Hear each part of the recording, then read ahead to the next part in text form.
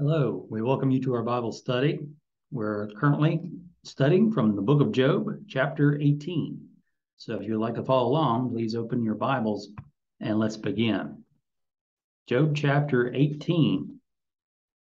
We find here Bildad's second speech, chapter 18. And this is round 2 of the speeches.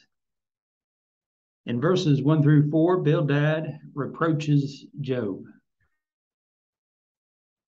And so this is not a friendly speech towards Job.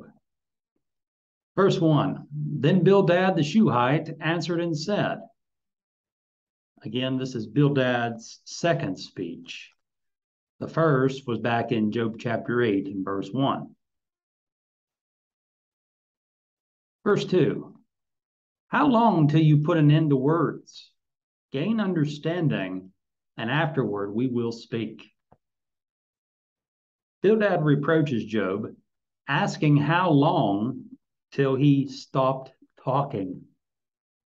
He told Job to gain understanding, and afterward we will speak. So come back when you know a little more. According to Bildad, Job did not listen to what they had said to him, and first he needed to heed or consider their words.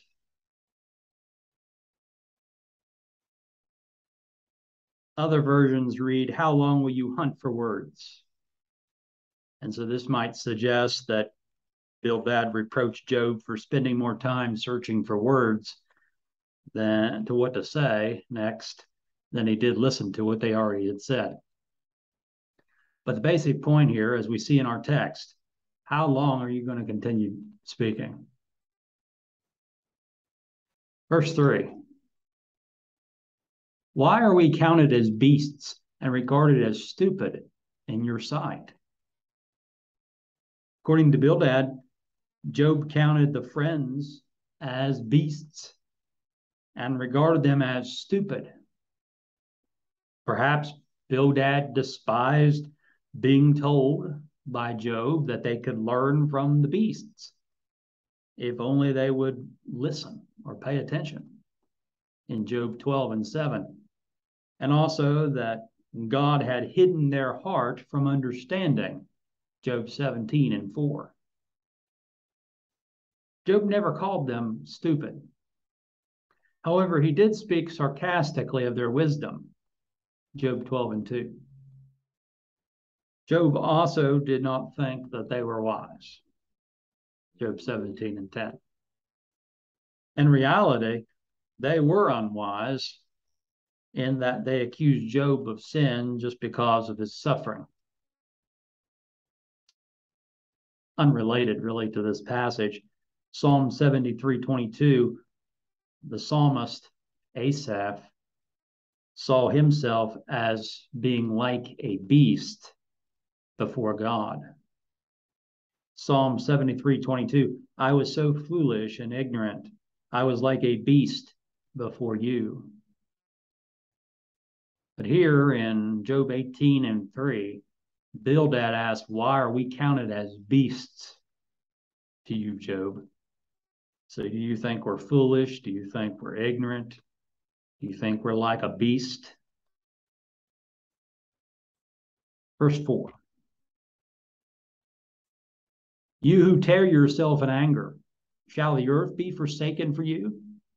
Or shall the rock be removed from its place? Earlier, Job says that God tears him in his wrath and hates him. Job didn't know what was going on. He thought that it was God who brought this upon him. He was wrong, and that we see from the early chapters that it was Satan. In Job 16:9, Job said, He tears me in his wrath and hates me. He gnashes at me with his teeth. My adversary sharpens his gaze on me. Now, Bildad says that Job tears himself apart in his anger. in Bildad's estimation, Job's suffering is the fault of his own sin. He brought this upon himself. He asked if Job expects that the earth will be forsaken or that the rock will be removed from its place because of his anger. So according to Bildad, there would of necessity require the changing of the way things are in the world, that the wicked suffer for Job not to suffer. See, they believe that the wicked suffer, those who are suffering are wicked. And so in his mind, the world would have to change itself, their very order of things, in order for Job not to suffer, because they think he's suffering, he deserves punishment, he must have done something, he must have sinned. So for that to be anything different from what they think, Bildad's saying the world would have to change. Everything would have to change. At least this foundational principle in his mind would have to change. He was incorrect.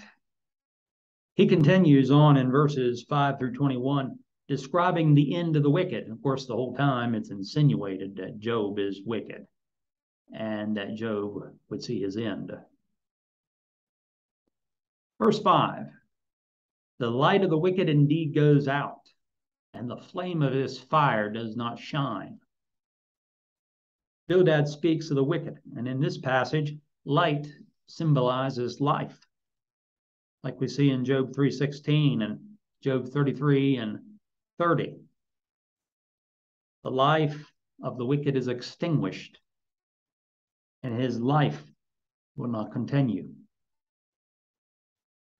And so it's the picture of a flame of fire going out. Verse 6, the light is dark in his tent, and his lamp beside him is put out. The tent of his habitation in this world is dark. His prosperity ends, and his glory is gone. Job later objects to what Bildad says in Job 18:5-6. While Job admits that it is true that the light of the wicked goes out, he points out that it does not happen often. Now, his friends are saying that it always happens. Job points out that's not true. Job 21:17, how often is the lamp of the wicked put out? How often does their destruction come upon them? The sorrows of God distributes in his anger. So how often does it happen? It doesn't happen often, Job says in Job 21:17. But it does happen. Verse 7, the steps of his strength are shortened, and his own counsel cast him down. The once strong man is now weak, Bildad says. The steps of his strength are shortened.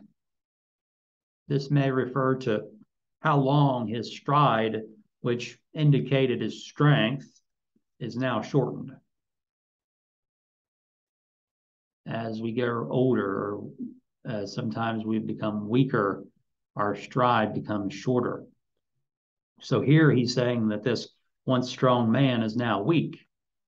The steps of his strength, or his stride, is now shortened. His own counsel, which led him in his path, has now cast him down.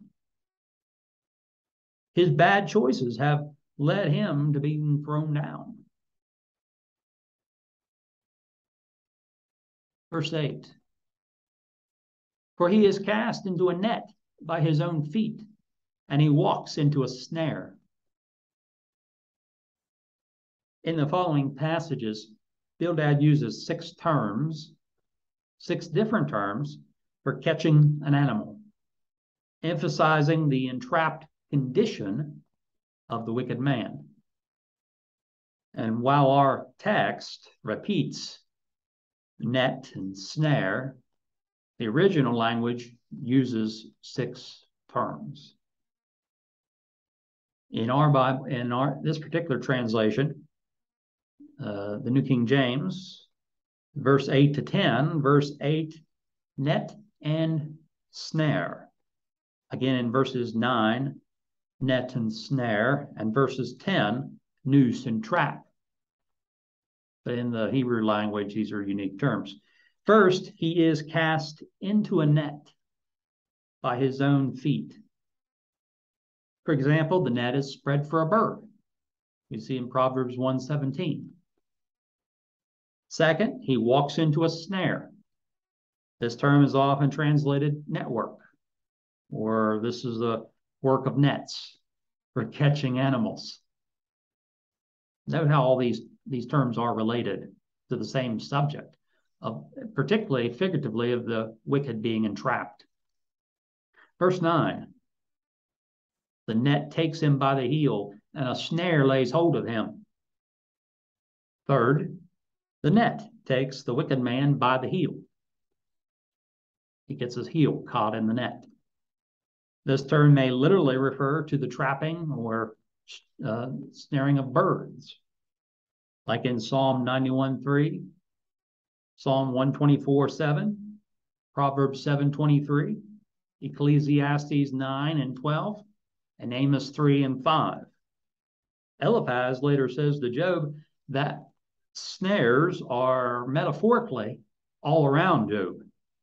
Job 22:10. Fourth, the fourth term, a snare lays hold of him.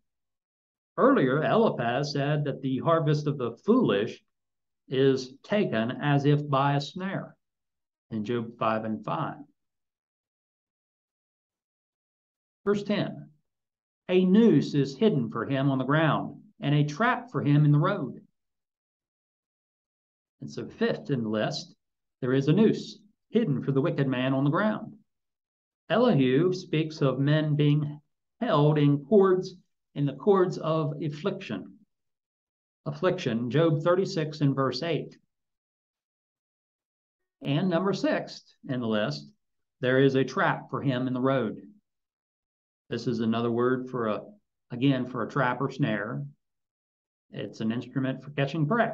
So all these terms are related. Each of these 6 things shows how the wicked is caught. And while unaware, he is caught because of his own wicked decisions and actions. The point that Bildad makes, there is no way that the wicked can escape. Verse 11. Terrors frighten him on every side and drive him to his feet. And so the wicked is surrounded by terrors. These frightful things may be inward or outward. They drive him to his feet, perhaps to flee or to try to flee, to try to escape. Calamity may be brought about by God as a judgment against the wicked. Verse 12, his strength is starved and destruction is ready at his side. And so the strength of the wicked is starved. This might refer to his physical strength or health. Think of the man whose strength is weakened by hunger. Destruction is said to be ready at his side. His destruction or doom is ready or waiting for him. It is as though destruction itself waits for him to stumble. In our text, the passage reads, his strength is starved. This same term is also translated hungry in a number of passages in Job. Job 5:5, 22:7, and 24:10. And so his strength is hunger bitten or starved. To be hunger bitten is to be weakened by hunger. Verse 13. It devours patches of his skin. The firstborn of death devours his limbs. Bildad speaks that it eats part of his skin. Earlier, Bildad spoke of destruction in Job 18. We see here that a kind of destruction might be disease. Of course, Job is being afflicted by disease. So again, it's insinuated that Job is the wicked man. And so the it in this text, it devours patches of his skin, may refer to destruction, particularly, though not mentioned by word, his disease. The second part of the passage speaks of the firstborn of death, devouring or eating his limbs, his parts. Again, this may refer to the destruction of his body brought about by disease. And the point here is that his death is near. Verse 14. He is uprooted from the shelter of his tent, and they parade him before the king of terrors.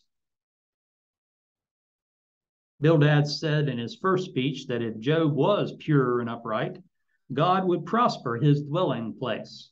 Job 8:6. Now he says that the wicked is uprooted from the shelter of his tent. Look also at Job 5:3 for comparison. There's the picture of him being uprooted. What happens when you uproot a tree, a plant? It dies. And so here's the picture of the wicked man, insinuated to be Job, being uprooted and left to die. His shelter, in which he trusted, provides no security. In this particular text, the pronoun they may refer to terrors. Job 18:11. These terrors could refer to anything, inward, outward, that cause fear, whatever they may be. Bildad speaks of how these terrors parade him before the king of terrors. We might simply read the passage that he's paraded, or he's made to walk out in the open before the king of terrors. Bildad may be speaking of death as the king of terrors, the greatest of terrors. He is taken from a place of calm and security to a place of fear and danger. Of course, he's using a poetic language here, describing the terrors and the king of terrors. Verse 15, they dwell in his tent who are none of his. Brimstone is scattered on his dwelling. Again, the pronoun they in this text may refer to terrors. Job 18:11, 14, destruction. First, there is the fear of men who are not his own, who are not his family, occupying his tent. Second, there's the fear of brimstone being scattered on his dwelling. This may be an image of judgment with burning sulfur, the noxious fumes raining down on his habitation. In the Bible, brimstone is often associated with God's wrath and judgment. Passages in the Old Testament like Isaiah 30 and 33, Ezekiel 38 and 22, and Psalm 11 and verse 6. When you read the passage and you see brimstone, perhaps the judgment of God against the cities of the plains, the cities of Sodom and Gomorrah come to mind. Genesis 19:24. Then the Lord rained brimstone and fire on Sodom and Gomorrah from the Lord out of the heavens. In the Old and New Testaments, we see that Sodom is given as a picture of God's wrath and judgment. Verse 16. His roots are dried out below, and his branch withers above. The wicked is like a dying tree, Bildad says, with the roots of the tree being dried out below the soil, which sustain the tree. The branch of the tree, which bears the fruit, withers above the ground. The wicked, he says, will have no posterity. They have no future generations. Just like this tree, it would have no fruit. The roots are dried up, and the branch that bears the fruit also withers and falls away, is cut off. No posterity, no future generations. Verse 17. The memory of him perishes from the earth, and he has no name among the renowned. Without posterity, the memory of the wicked perishes, Bildad says.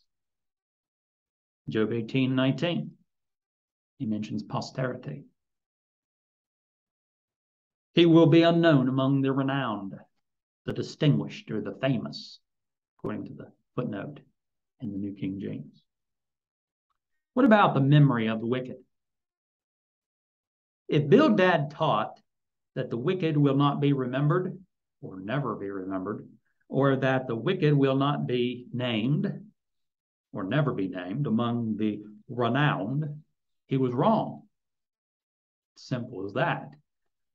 There are many examples of wicked people, men and women, in the Bible, which record for posterity, future generations, the wicked, the names of the wicked, and oftentimes describing their wicked conduct. Of course, we know monuments that might be erected of wicked people.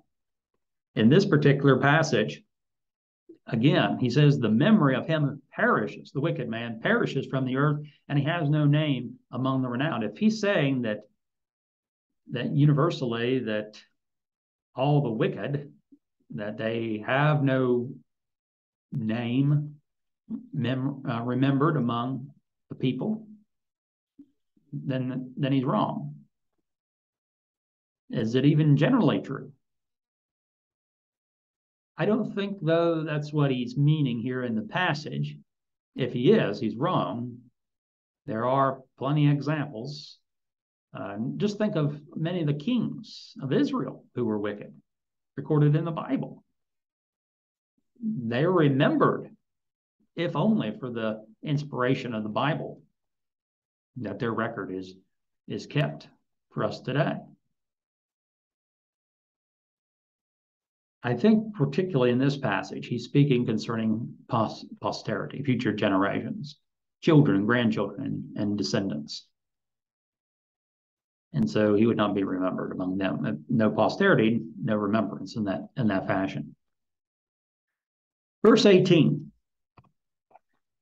He is driven from light into darkness and chased out of the world. The wicked is driven away or chased out into isolation.